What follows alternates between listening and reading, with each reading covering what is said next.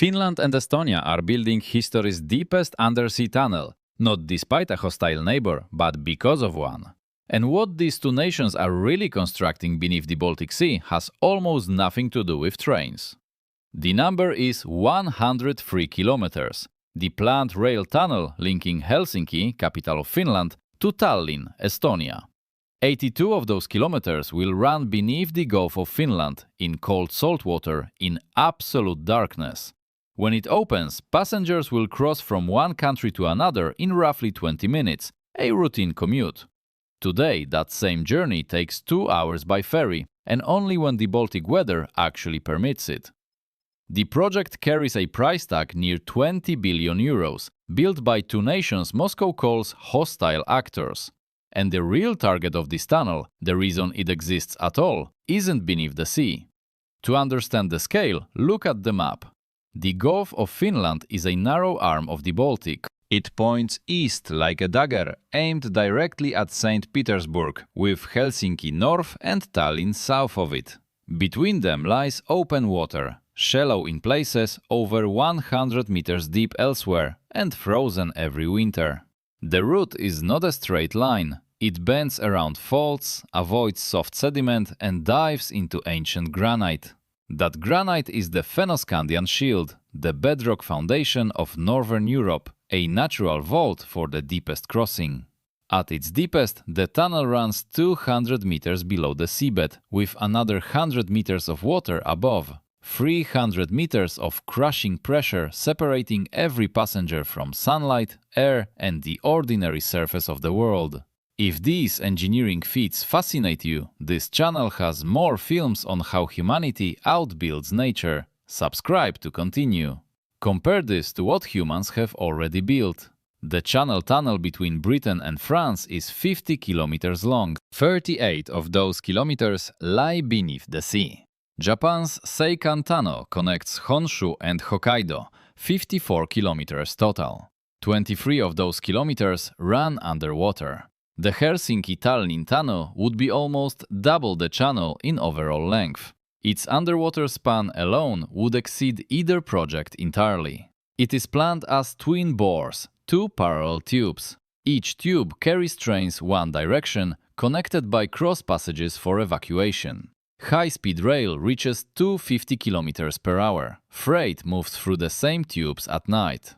But here's the thing, the engineering is the easy part. To understand why this tunnel is being built at all, you have to look east, toward Russia. Finland shares a border with Russia stretching 1,340 kilometers, nearly staggering in scope.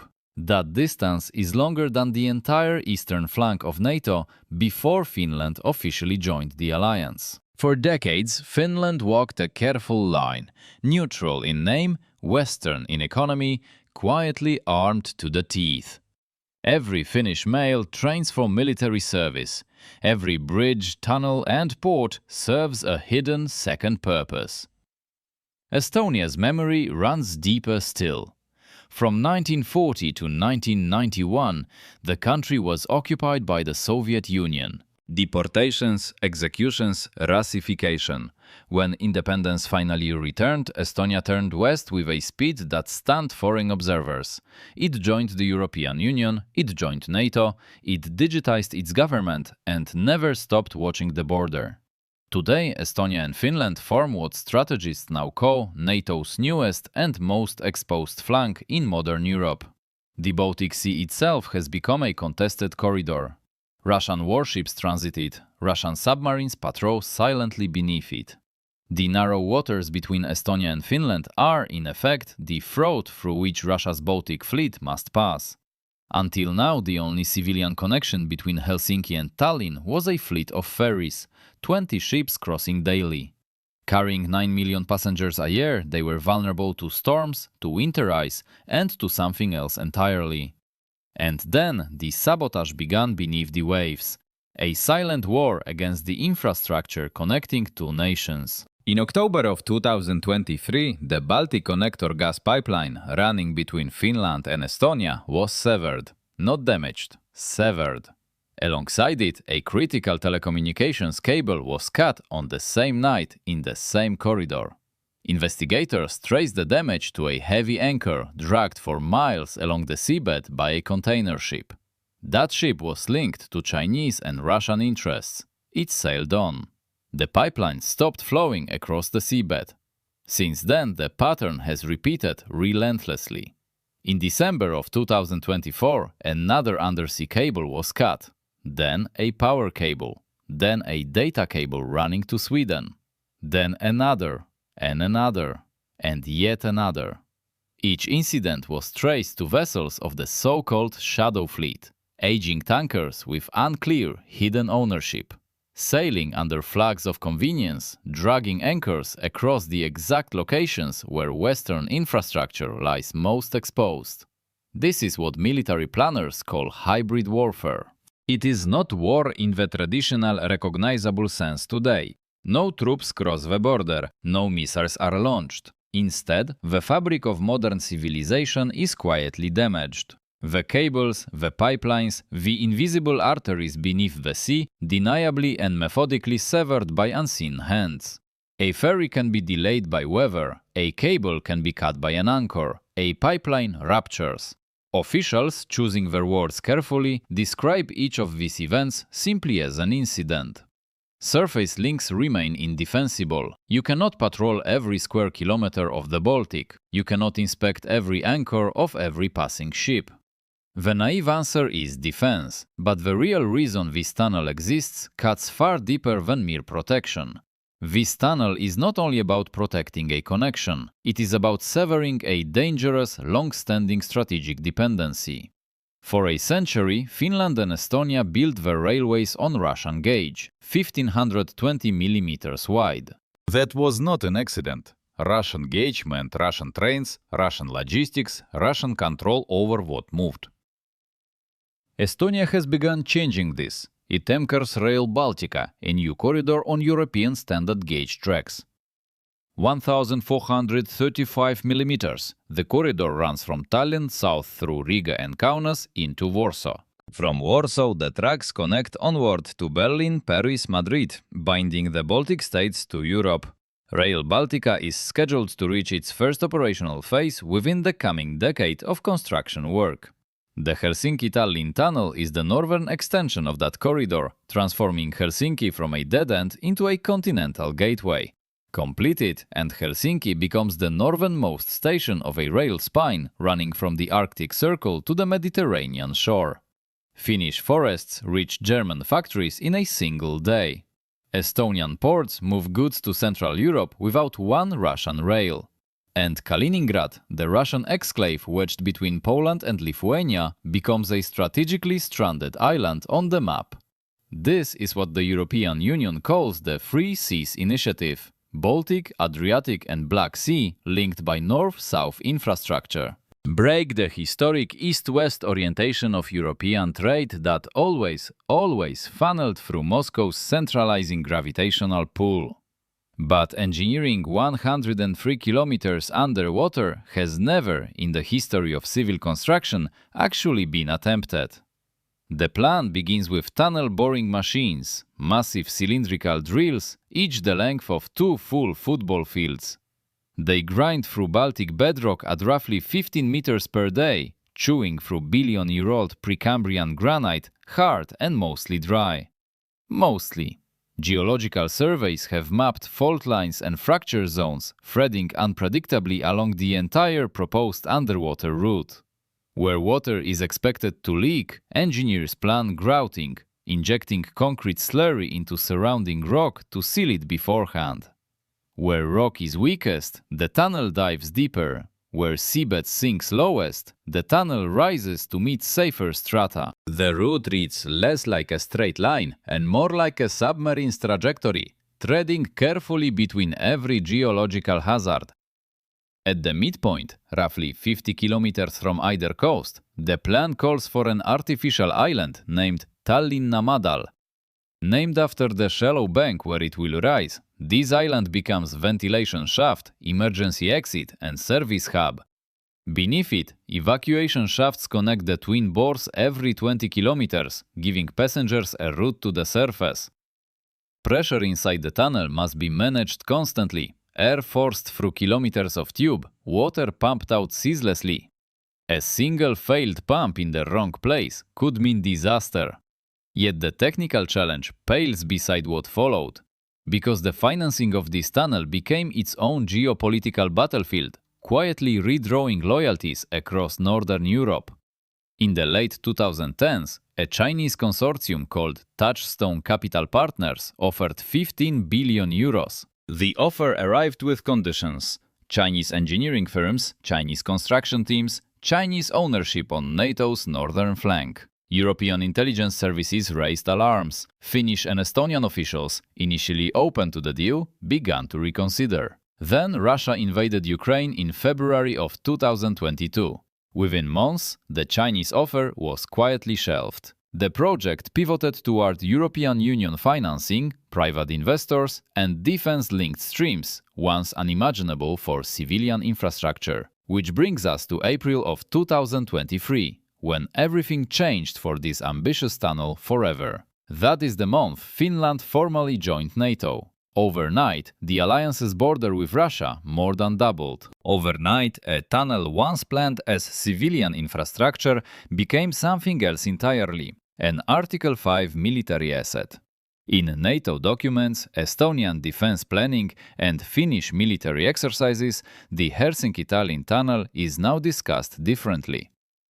Article 5 is the alliance's mutual defense clause. An attack on one member is an attack on all. Under Article 5, moving troops and materiel across the alliance's territory becomes a shared and binding obligation. The tunnel would move NATO forces from Finnish ports to Estonian defensive lines in under 1 hour.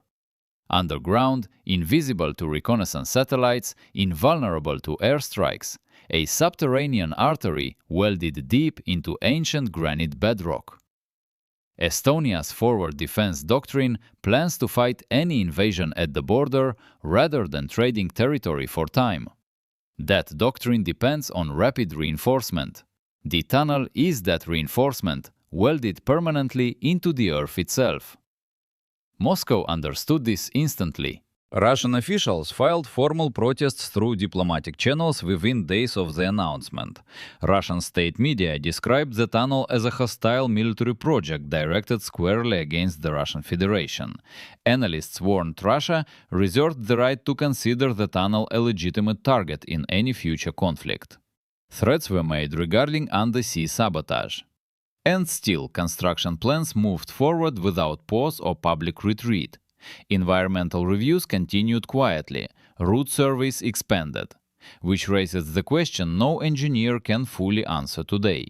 Why build something publicly threatened at extraordinary cost when a working ferry crossing already exists between them? The answer is that the enemy in this story is not Estonia and it is not Russia. The enemy is distance itself. For centuries, Finland has sat isolated at the very edge of Europe, connected to the continent only by sea and by a single rail spur running south through Russia. Estonia has been isolated in a different way, small, vulnerable, and historically overshadowed by larger neighboring powers. The tunnel welds these two nations and, by extension, the entire Nordic-Baltic region into one integrated bloc. 50 million people, a combined economy larger than Russia's, a single labor market, a single logistics network. This is deterrence through economic gravity. When two economies fuse, an attack on one becomes an attack on both. When infrastructure crosses a border underground, the border itself begins to fade into geographic irrelevance over time. Talented Estonian engineers can commute to Helsinki. Finnish investors can build in Tallinn without crossing a checkpoint. A tech worker in one city can attend a meeting in the other and be home for dinner. Over years, the two capitals begin to function together as one unified metropolitan area spanning both shores. Over decades, the entire Baltic-Nordic region gradually reshapes itself around the tunnel's new economic and cultural gravity. The message to any hostile power is simple: break this connection and you break an economy that matters. Infrastructure has become a geopolitical statement, and this is only the very first tunnel of many to come. Because the planners are already thinking beyond Helsinki-Tallinn. On drawing boards in Stockholm, engineers study a second undersea tunnel. This one would cross the Sea of Åland, connecting Stockholm to Helsinki directly, longer, deeper, and even more expensive. It would complete the northern half of a Baltic ring, letting trains run Stockholm to Tallinn without a ferry. From Tallinn onward to Riga and Warsaw, an unbroken steel corridor that never touches a Russian border. Further north, another plan takes shape, an Arctic rail corridor threading Finnish Lapland to the port of Kirkenes. It would give Finland and the Baltic states access to the Arctic Ocean and transatlantic shipping, bypassing Russia entirely. Together, these projects form the outline of a new map of Northern Europe, a continent rewiring itself. A map in which Russia's traditional role as the gateway between East Asia and Western Europe becomes redundant. A map in which Nordic and Baltic nations are stitched together by steel, by stone, by permanent tunnels. The target completion date for the Helsinki-Tallinn tunnel stands at 2035. It has slipped before, will slip again. Megaprojects always do. But the direction is unmistakable. What Europe builds underground will define the century above. The tunnel is more than infrastructure, a declaration in concrete and granite that a European era is ending. The era in which small northern nations lived at the mercy of a larger, hostile neighbor to the east. In its place, something new is welded together beneath a sea that has watched empires rise and fall. When the first train emerges in the mid-2030s, it will carry passengers who barely remember why. It will carry cargo that flows because the flow was engineered, and in every carriage, a quiet answer. How do two small nations, standing in the shadow of a great and hostile power, secure their future? They build downward. They build together.